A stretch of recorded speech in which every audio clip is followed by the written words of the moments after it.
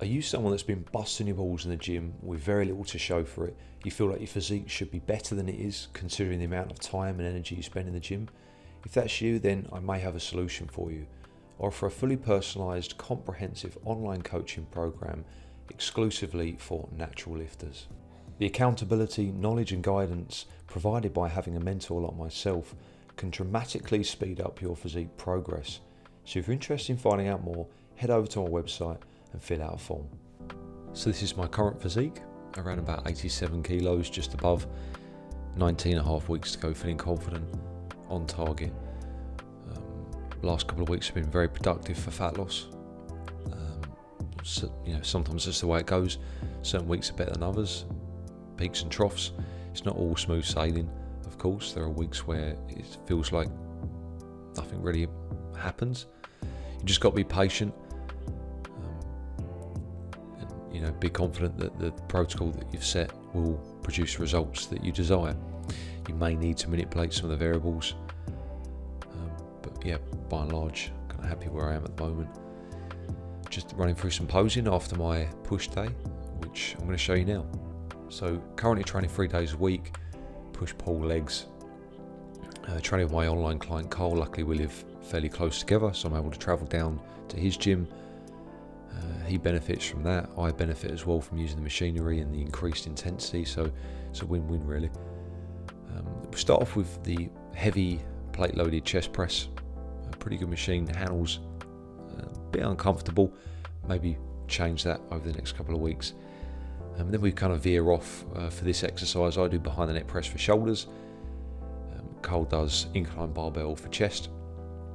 He's currently struggling with some shoulder issues, so by and large the program is most the same. There's a few tweaks on some of the days that we utilise. This is actually the program I set Karl, and I'm just kind of jumping in. It suits me just fine, other than, as I said, a couple of exercises that I need to tweak. So the Dumbbell Flies is really the first exercise where we use advanced training techniques. So we use drop sets to go past that point of failure, 30, 25 and 20k for as many reps as possible. First set looking for around about 10 plus, and then the 2 drops probably going to be 4 to 6 before needing that spot.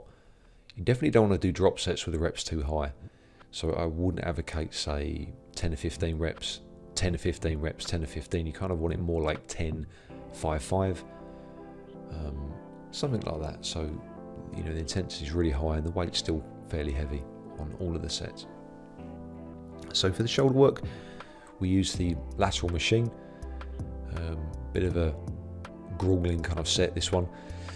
We utilise rest pause to prolong the set and get the rep count up to 40 to 50 with the same weight. So the working set's a good few minutes.